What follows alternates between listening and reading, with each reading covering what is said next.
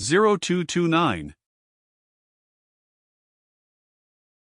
In the earliest dawn of morning, Talbot and his English forces evacuated their bastilles and marched away, not stopping to burn, destroy, or carry off anything, but leaving their fortresses just as they were, provisioned, armed, and equipped for a long siege.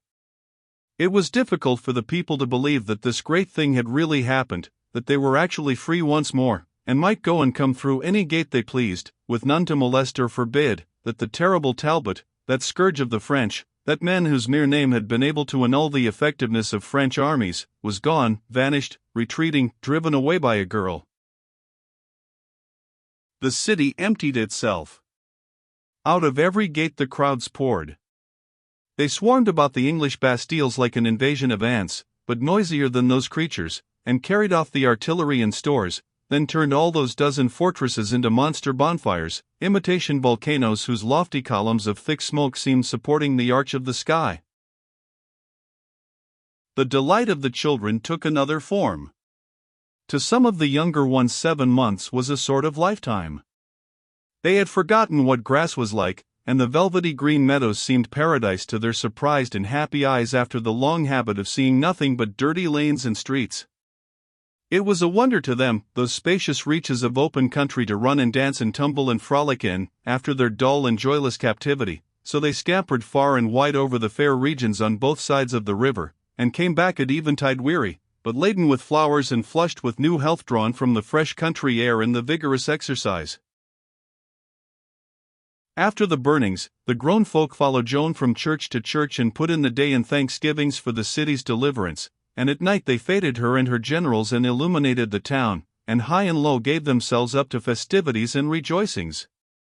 By the time the populace were fairly in bed, toward dawn, we were in the saddle and away toward Tours to report to the king. That was a march which would have turned anyone's head but Joan's. We moved between emotional ranks of grateful country people all the way.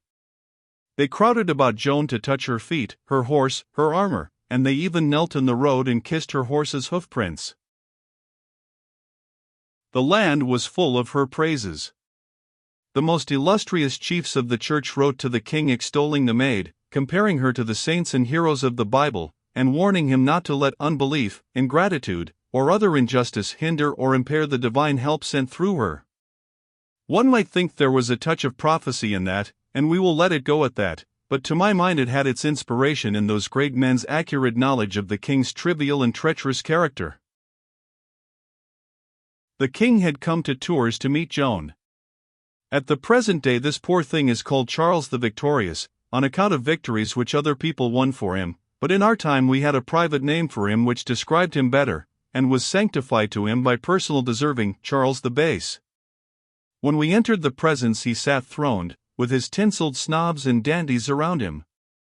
He looked like a forked carrot, so tightly did his clothing fit him from his waist down. He wore shoes with a rope-like pliant toe a foot long that had to be hitched up to the knee to keep it out of the way. He had on a crimson velvet cape that came no lower than his elbows. On his head he had a tall felt thing like a thimble, with a feather at its jeweled band that stuck up like a pen from an inkhorn, and from under that thimble his bush of stiff hair stuck down to his shoulders, curving outward at the bottom, so that the cap and the hair together made the head like a shuttlecock.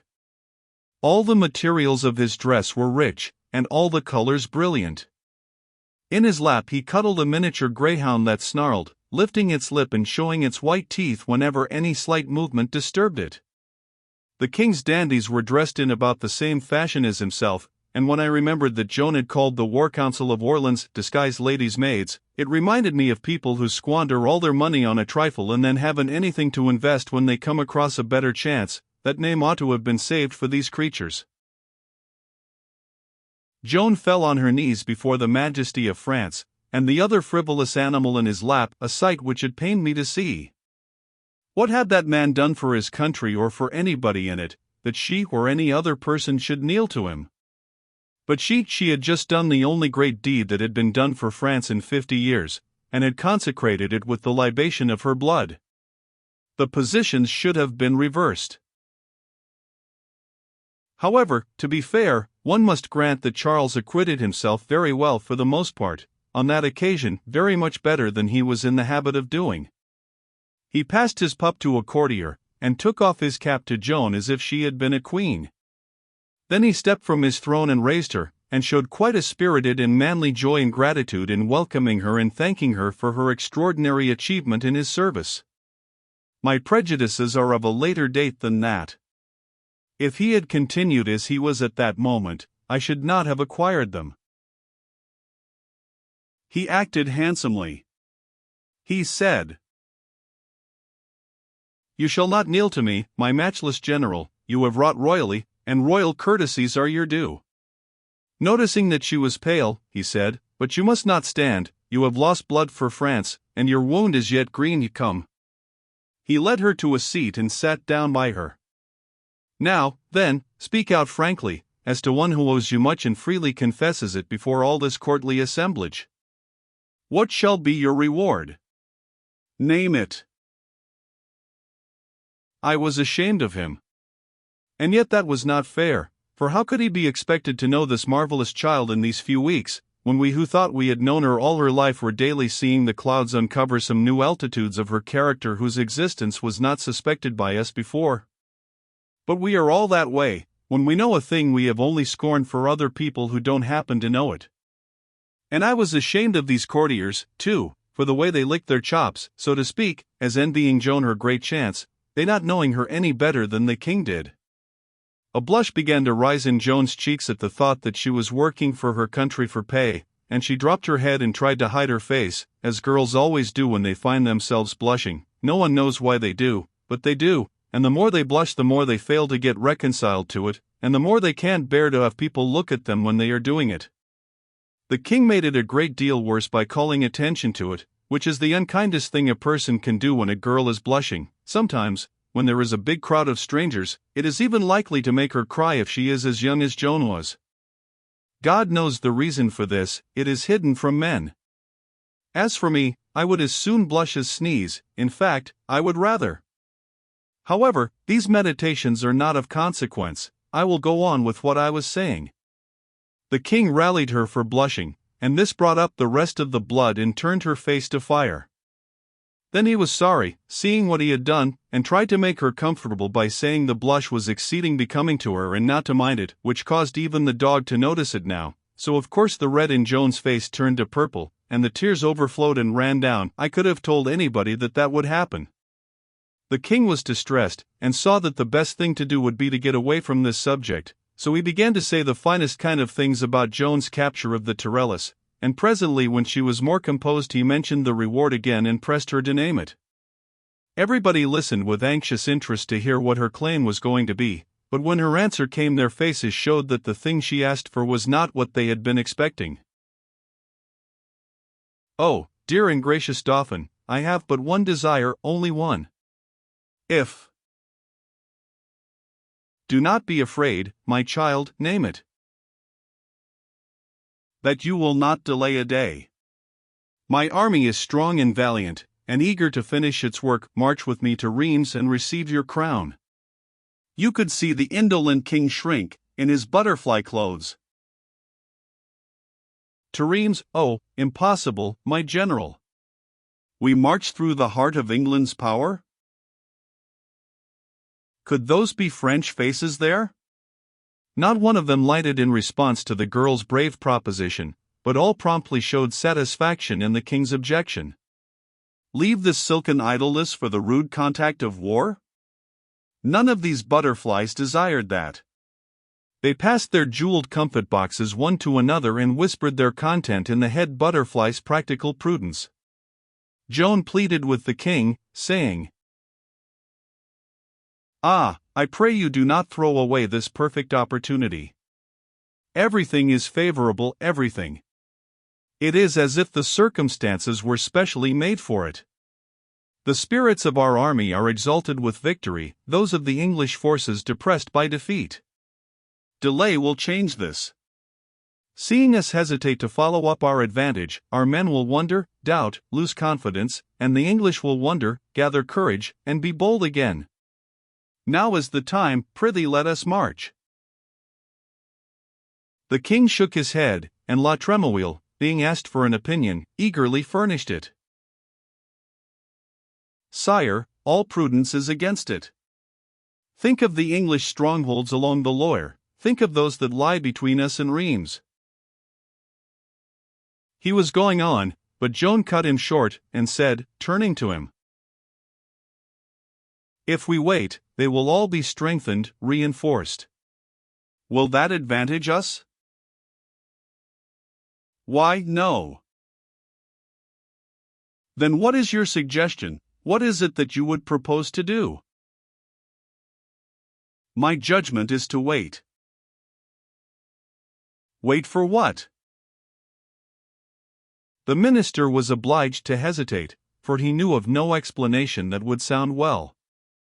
Moreover, he was not used to being catechized in this fashion, with the eyes of a crowd of people on him, so he was irritated, and said, Matters of state are not proper matters for public discussion. Joan said placidly, I have to beg your pardon. My trespass came of ignorance. I did not know that matters connected with your department of the government were matters of state. The minister lifted his brows in amused surprise, and said, with a touch of sarcasm, I am the king's chief minister, and yet you had the impression that matters connected with my department are not matters of state? Pray, how is that? Joan replied, indifferently, Because there is no state. No state. No, sir, there is no state, and no use for a minister. France is shrunk to a couple of acres of ground. A sheriff's constable could take care of it. Its affairs are not matters of state. The term is too large. The king did not blush, but burst into a hearty, careless laugh, and the court laughed too, but prudently turned its head and did it silently. La Tremouille was angry, and opened his mouth to speak, but the king put up his hand, and said,